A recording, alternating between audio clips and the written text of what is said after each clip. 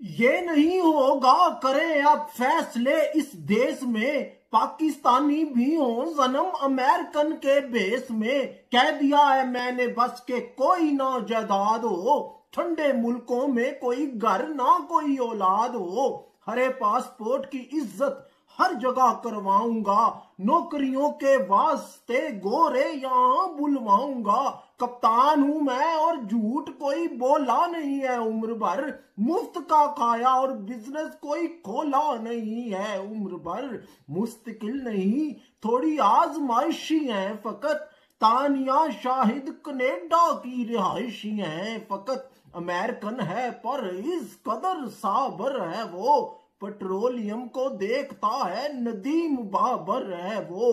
खास जुल्फी को बुलाया है गोरों के देश से, बिल्ली आंखें गोल चेहरा हीरो दिसता है फेस से।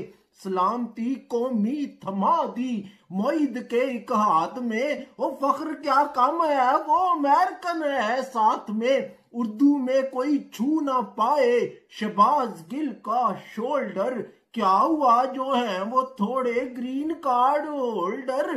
कप्तान हूं और झूठ कोई बोला नहीं है उम्र भर, मुफ्त का खाया कोई बिजनेस खोला नहीं है उम्र भर। ये नहीं होगा करें आप फैसले इस देश में, पाकिस्तानी भी हो सनम अमेरिकन के बेस में।